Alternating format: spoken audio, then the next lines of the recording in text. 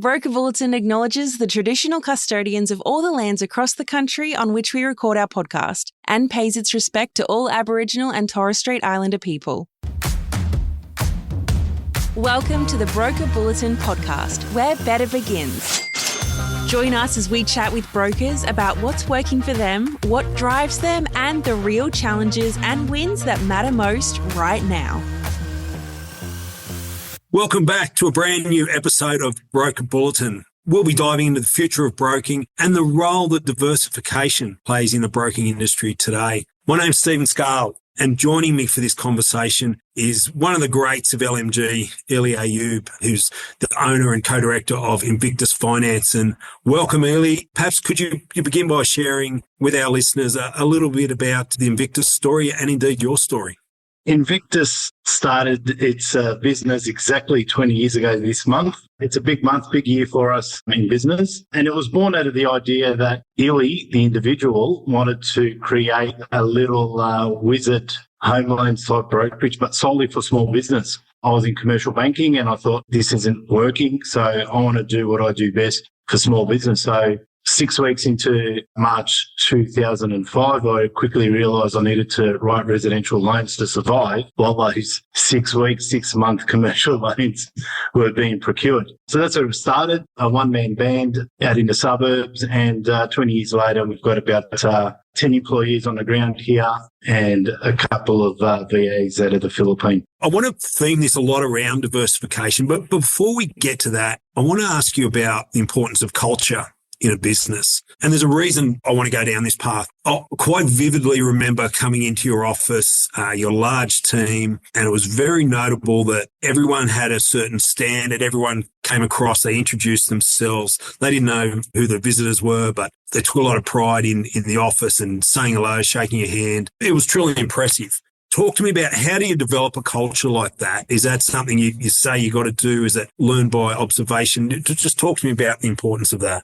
It does come from a lot of observation, but it also comes back to the fundamentals as to why you are in business and why you started the business. So whether you're a sole practitioner or you're building a large business with, 20, 30 employees, I remind myself every day that it's a blessing that the phones call, but also instilling in our culture, in our team, that we are a family-run business. And that's what I love about LMG, the family concept, the family values. And that's what I've been reminding myself from day one when I was by myself in a small room to now employing 10 to 12 full-timers, that we are a family-run business with family values, whether that's personal values that we extend to our staff, and then we expect them to extend that back to us in that flexible arrangement that we have in terms of we'll back you, you back us, but also extending that back to our clients, whether it's a first home buyer or it's a multi-million-dollar national business. It all started from a seed and it, hopefully grows into a very strong tree. And we keep reminding ourselves just that simple philosophy that we have our family values and we're extending those values out to our clientele or to anyone that visits our front door. And that's why I hope that whether it's me or my staff, they extended that hospitality to you as if they're welcoming you into their own home. So that must play a big part in staff selection. So obviously you'd look for capability fit, but there must be a pretty strong emphasis on cultural fit for you. Yeah, 100%. And a lot of HR people will shake their head at me, but that's how I interview. I interview more about understanding the psychology and the culture of the person that's in front of me than what's on paper. Because whatever's on paper, whether it's true or half true or not true, I'm more interested in, I always say in the meetings that I'm a husband, I'm a father, I'm a brother to sisters, and I'm a son to a mother. So if I'm employing or seeking to employ someone, I'd like to understand how I'm not just as an employer, how am I going to fit in their life today and in 3 years' time. So I talk about family planning because I enjoy that. We've got one of our staff members going off on maternity. We can't wait to see this baby. We've already positioned an office as a little playroom for the kid. And look, Sally, we spend 10 hours a day at work, whether we like it or not. It's got to be an environment, an office that's welcoming. So when there's school holidays, I want the kids here. I want them to run around. I need that buzz, and watching kids grow and maybe playing a little bit of part of that with my team members, family. That's what we're doing it for. Whether you're helping someone to get into a home loan or buy or do a massive multi-million-dollar, MBO, it's the same thing to me. It's all about family. Yeah, that's awesome, mate. And you and John should be rightfully proud of the environment you created. Let's talk a little bit about diversifying your business. And diversity comes in many shapes and sizes, but for the purpose of today, we're focused on the diversified offering of product that you provide to your customers. You mentioned your journey was probably a little different than most, that you started with commercial, then into resi. Talk to us a bit about that. You go into a business full of wonders and energy, and then you get hit with the cold, hard reality of what you should be doing rather than what you think you should be doing. You go in with the best of intentions to assist small business and commercial transactions, and you quickly learn that that's the long game in our world as mortgage brokers, and you need those quick turnarounds to keep the place afloat. It's where the residential started playing its part really quickly. But fast forward to today, diversification for us is pretty much whole of wallet. And I hate using that term because that's a banky term, but for me it's really important because you talk about customer stickiness. It's not about a transaction game like the old Westpac Bob Joss days where they have to have 6 accounts with you because that's where they become sticky. It's more about a client coming in to see you about a particular transaction and you're giving them holistic debt advice. You're coming in talking to me about this investment residential property you're buying, but where does it all stem from? Is it stemming from a small business that you're running? And what does that small business need to keep that cash flow coming through? So you're suddenly talking to them about transactional banking. We've never been shy as a business to talk about non-income producing products like merchant transaction, trade type facilities. And for me as a small business broker, I guess, I see that as a bit of a give back to the banks. Yeah, I'd love to be paid on it, but when I'm putting up a credit that needs a few exceptions mitigated, hey, just don't forget that I'm giving you not just Scalie's personal transactional banking, but it's business banking. And we're giving you the merchant. And we're cross-selling you the internet banking services for personal and business. So it's just all the plugins. What does that mean for me as a mortgage broker today? It just means that I can now move the client from bank A to bank B, and then bank A really doesn't have anything to contact my client back on in the future. You leave one account with the bank that you're refining. If you just take the debt piece and you leave that transactional there, they're going to be calling that client up on the 12th month anniversary of that discharge. Why'd you go? We can do this and we can do that. And conversations are being had without me knowing. That's what I don't want in the business. We'll have some people listening to this and some highly successful brokers that are predominantly focused on residential, and they'll hear your language of whole of wallet and supporting the customer across all their needs. And they may well be thinking, well, that's not a service I offer at the moment. How do they get there? Is there a one size fits all approach to this? What are the variations that you've seen or would recommend? Learning all the time. 20 years in the game, and I still think, I've got a lot to learn. And I quickly realized that when we didn't want to be reactive in the asset finance space. So we've created a dedicated division of Invictus for asset finance. And this relates back to residential. We put the asset manager in place. A young kid, happens to be my son. He had to go through the interview process. But what it engaged me in to thinking, and also all the other staff in thinking, is what am I actually looking at? So if I'm writing this home loan and I know the client's got a car lease, do I just plug it into the serviceability calculator and account for it? Or do I actually start having a conversation with that client? And that's where it all changes and stems from. If I'm just writing residential and the client comes to see me to say, hey, I want to buy this investment property, knowing fully well they've got a home loan somewhere else, the home loan might need to stay there for whatever reason, rate, security, fixed, whatever. But you're talking to the client about it. You're having a meaningful conversation about it. You're diarising it. You're accounting for it. Diversification could mean a lot of things. You might just write residential. You're touching a lot of things. So when we just talk to a client that's just a home loan client, and let's call it a first home buyer, what's driving that home loan? That home loan's being driven by income, salary. Are we protecting that salary? Because if that salary disappears tomorrow, what happens? You can't repay that home loan. Now, I'm not a financial planner. I can't give financial advice, but I'm having a conversation with that client. And it's another seat that you're planting in the mind of the client. And whether that client wants me to handball that off to somebody else or they have someone they can talk to, it's resonating back to Elie. Elie reminded me about this. So, the client comes back for the next transaction. I think that's a great point, man. And there's businesses that are of the scale that they can potentially employ experts or specialists in each area. There'll be others that aren't at that point either now or don't desire to be. And I think that concept of having a trusted network where you've got someone who understands commercial, as even a referral relationship, understands asset, can do the insurance, I think it's a great point you make, and keeping it within that you remain the center of things, I think is really important. It's a pretty exciting time for us. We're days away from launching MyCRM Diversified, which is a significant moment for the group. It's a couple of years of work and even longer of ambition. The key element to that is our commercial lending application.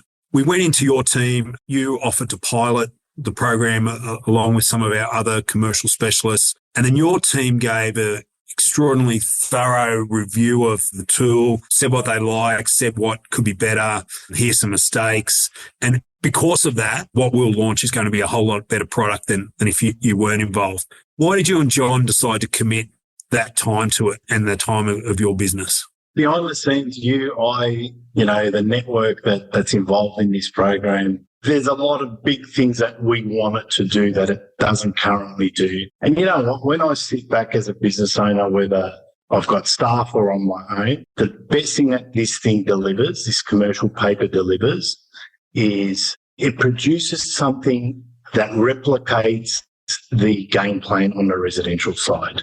It's such an important document for us to have in our network and in our business because it's a record. It's a record that we can say to the client, you came to us asking for this kind of help in small business and commercial. Here's a document that explains it to you. It's not an email. It's not a handball to a banker.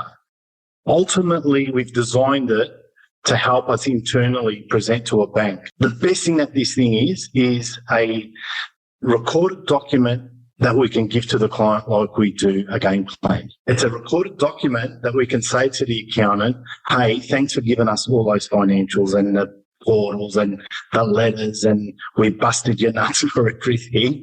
It's the document that we've produced from all that information. Now, ultimately, it's designed for us internally as a cohort of brokers and as an aggregation group to present to the banks. And why John and I and the business got so interested in piloting it and putting time into it was because for us, on a grand scale, it shows off LMG to our banking panel. Everybody runs around and they've got their own types of credit amendments, credit papers, whatever you want to call them. That's great. But the credit team over at NAB or at Westpac at CBA, they're seeing Elie's credit papers, they're seeing Joe Blow's credit papers, but they're not seeing it from an aggregation level. It's important. It's very important that the banks recognise who we are as a group and the quality of the submissions that we are providing. Whether it's got massive detail and massive financial analysis is irrelevant right now. What's relevant is that they're seeing it from a group perspective so that when the likes of yourself and, Ewan and Sam and, get to the table and speak about customer retention on the commercial small biz or, God forbid, commission structuring for things that we don't get paid on or the things that we do get paid on. The statistics are there, the vision is there, seeing is believing, and showing off our credentials as a cohort of brokers, as an LMG loan market group is very important in my opinion, and I've only been doing it for 20 years. Obviously, it doesn't take the thinking or the know-how out of it, but do you see this as a more structured path for a broker to become educated in commercial lending? 100% so. Look, if I look at it and I say, but my paper's better than this or this paper's better than mine, no. You got to look at it from a perspective that, A, it puts structure into your business, whether you're a sole practitioner or you're employing staff. B, it's adding value to your business immediately. How? Because if I'm selling my book or I'm buying a business and I can go to you, Scale, and say, hey, you write commercial, who are your top 50? And you say, who are my top 50? Well, here's my top 50 and their credit papers. Wow, what a difference. I've got a record there in one area, a snapshot of history and future that importantly marries up to exactly what I'm doing in my business now. Because the way you're recording it on your credit paper isn't any different than mine. And look, the paper itself is flexible enough to plug in and plug out whatever you want to do. Now, if I want to do a three-way cash flow forecast, all right, this LMG credit paper doesn't do that. That doesn't mean I can't add it onto the submission, much like we add our broker notes to the game plan. So it's got its standard inputs and then it's got its add-ons as well. Criticism or a concern from experienced commercial brokers when we start talking about technology and commercial is, mate, it's a relationship game. Tech gets in the road. How do you see that we use tech as an enabler without reducing the importance of that relationship piece? Because you've got to understand the business, the ambition of the business, and I think it's a really key point. If you're going to go into business with that mentality, like my eldest son who wanted to be the podcast king of Australia, then you're going to fail, because that mentality is income driven. It's not asset building driven. And what I mean by that is relationships helps to bring in the income because you're forging that relationship with the client. It's not adding value to your business when you want to go off and sell it or when you want to retire. Being a broker is twofold. You got to protect your income, but you've got to protect your asset. That's why we do what we do. Otherwise, why are we doing it? One day I want to sell my business. I want to retire. I want to get some value out of it. How am I going to get value out of it if it's all about Elie or all about Invictus? People might love Invictus. They might love the brand. I've worked for the last 20 years. I've worked in the last, say, 10 to 15 years about divorcing myself from the relationship and making the relationship between the client and the business. Not about me. But it's got to be deeper than that, because if I ever want to sell it, or if I want to merge it, or if I want to get to the next level, I need to have more goodwill in the game. And more goodwill is my credit paper standardized, so that if another LMG group wants to acquire, wants to merge that, we have some sort of common foundation to start from, to talk from. That's what's important. We're running businesses here, whether we're running it as a sole practitioner or whether we're running it, as an office employing staff or even having brokers work through the network. Elie, you've been very generous with your time and your insights. Before I let you go, what's your one key message to a business that's been contemplating offering more product, contemplating broadening their services to their customers, but right now are just, in the washing machine of doing resi deals? Just be confident to ask for the business. You just got to be confident to ask for it. If you're there talking about a vanilla home loan and you notice that there's leasing, you notice that there's business-related products or a small commercial factory warehouse loan, talk about it. But talk about it from your understanding of lending in residential land. And just apply the key concepts to whether it's asset finance or commercial, and then come back to your network of LMG brokers, your partnership managers, and see who you can pick up the phone and talk to, within the network about, hey, how would I go about this? Awesome. Elie, thank you very much for your time, and thank you to all of those that have tuned in to our latest edition of the Broker Bulletin. Thank you, Scahill. Pleasure. Thanks for tuning in to Broker Bulletin. We would hate for you to miss an episode. Subscribe to Broker Bulletin in your favourite podcast app. Has this episode been helpful? We'd love you to rate and review us. It'll help us deliver content that's useful to you and help others discover us.